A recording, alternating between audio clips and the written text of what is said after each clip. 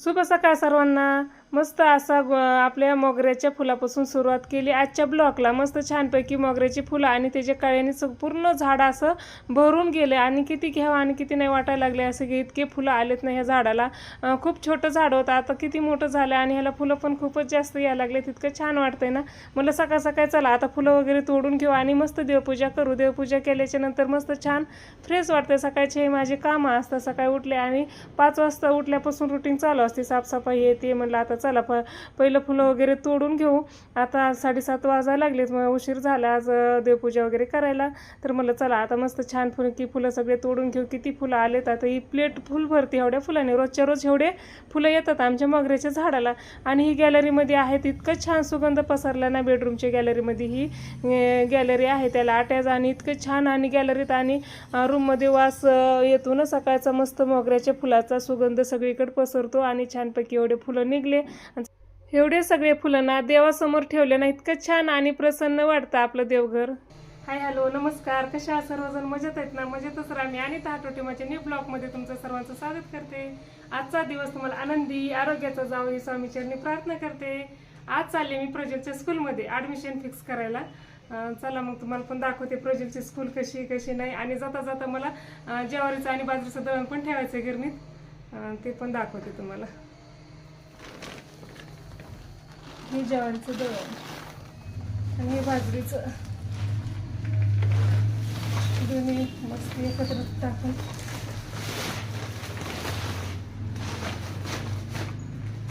हे आमच्या दुकानची पिशवी आहे। गिरणीत थोडे दळण असतात ना, खूप सगळे बॅग वळकायलाच येत नाही, त्याच्यामुळे ही दुकानची पिशवी असली ना, बॅग असली नाही या चित्राची लगेच आमच्या बॅग वळकायला येतात। त्याच्यामुळे पटापट कामं पण होतात आणि तिथं शोधत बसायला लागतं किती आपलं कुठलं नाव टाकायचं। आणि सगळ्यांचे सारखेच पोते वगैरे असतात ना, त्याच्यामुळे लवकर वेळच लागत नाही। त्याच्यामुळे ही बॅग जर नेली तर पटकन समजते आपलं दळण आहे म्हणून। तर आता गाडीवर जावं लागेल, स्कूटीवर। ऊन तर खूप पडलंय, पाऊस काही आहे ना आमच्याकडं। तुमच्याकडे आहे का पाऊस? इकडं तर काही पावसाचं एक थेंब पण नाही आतापर्यंत। आज 9 तारीख आहे। चला मग घरातले कामं पटापट सगळे आवरले आणि निघाले दळण ठेवायला। आणि स्कूलमध्ये पण जायचं होतं, तुम्हाला दाखवते। दळण पण ठेवते आणि स्कूलमध्ये जायचं, हे दोन्ही तिन्ही कामं एकत्रच करत असते मी। कुठं बाहेर जायचं असेल तर आज बाजार पण आहे, भाजीपाला पण आणायचं आहे। सगळेच कामं गेल्याच्या नंतर झाले पाहिजे, नाहीतर घरातून एकदा बाहेर पडलं ना मग सगळे कामं केले चांगलं वाटतं। नाहीतर हे काम राहिलं ते काम राहिलं, परत एकदा घरी आलं तर बाहेर जायला नको वाटतंय। नंतर आले मी गिरणीमध्ये आल्याच्या नंतर गिरणी काय बंदच होती। काका वगैरे बसले होते, इतक्या लवकर काय सुरू होत नाही गिरण। बसले होते सगळेजण, काय लोक आणून ठेवीत होते दळणं नाही का। सगळ्याचे आपापले त्यांचा टायमिंग असतो 12च्या नंतर चालू करायचा काय, त्याच्यामुळं सगळे आधी दळण ठेवतात। मग नंतर 2-3 गिरण्या आहेत बघा सगळं इथं, मग ते एकदा चालू करते। 3 जण असतात दळायला। खारीक खोबरं ते पण काढून देतात, तिथं खारीक खोबऱ्याचं पण होतं। सगळेच म्हणजे वेगवेगळ्या गिरण्या सगळ्याच्या प्रत्येकाच्या बघा इथे सगळे दळण आणून ठेवले लोकांनी। ज्वारी, बाजरी, गहू, तांदूळ काय सगळ्याच्या प्रत्येक दळणाच्या बाजरीचे वेगळे सगळ्याचे वेगवेगळ्या गिरण्या आहेत। हे कसे 140 येते परत येते बाजारात येते ना। हां बरोबर येतं।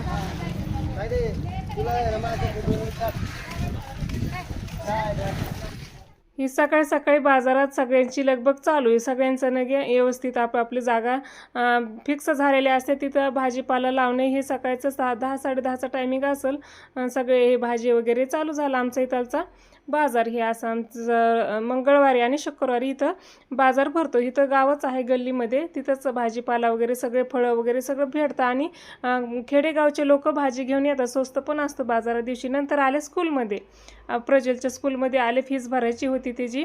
नंतर ऑफिसमध्ये आले, त्याची फीस वगैरे भरली। नंतर आले घरी परत। बघा आमचं पिल्लू वरती आणलं होतं ना, प्रज्वल पण किती खुश झालता आणि सगळेच खुश झालते। हे पिल्लूला घेऊन आले वरती, बघा किती काय करायला लागले।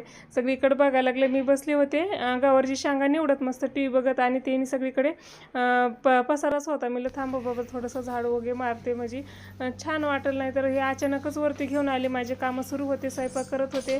स्वयंपाक करत शेंगा पण मला सकाळची तयारी चालू होती माझी। हे बघा कसं उड्या मारतंय आणि पाय दावा अडकून घेतला। आणि इथं फरशी आहे ना, पाय वेळ अडकायची भीती वाटत होती. मला कशाला आणले ह्याला, आणि ह्यांना लई दिवसाचे जशी गाय आणली तेव्हापासून म्हणतात आपल्या लक्ष्मीच्या बाळाला वरती घेऊन जायचे, हॉलमध्ये न्यायचे, सगळ्या घरात फिरून आणायचे. मोठं झाल्यावर कसं आणायचं ना, त्याच्यामुळे छोटा आहे तोपर्यंतच घेऊन येऊ म्हणून ह्यांचं चाललं होतं सगळ्यांचं. तर आता ती त्यांना घेऊन आले मस्तपैकी. तो बघत होता सगळ्या घरात कुठं काय आहे कुठं काय नाही, आणि खाली जायला पण नको म्हणत होता. इथंच त्याला थांबा वाटत होतं, आणि प्रज्वल उड्या मारलं की तो पण उड्या मारायचा.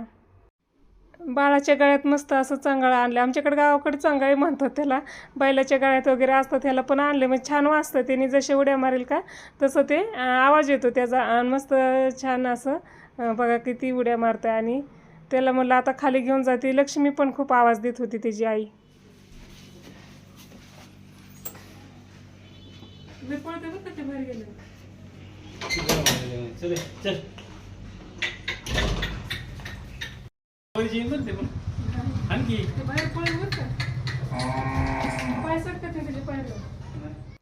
माझी दिवसभराची धावपळ, थोडासा प्रयत्न केला दाखवण्याचा. कसा वाटला माझा आजचा ब्लॉग, आणि शेवटपर्यंत ब्लॉग बघितल्याबद्दल सर्वांचे मनापासून आभार मानते. आणि भेटूया पुढच्या ब्लॉगमध्ये. तोपर्यंत बाय बाय सर्वांना.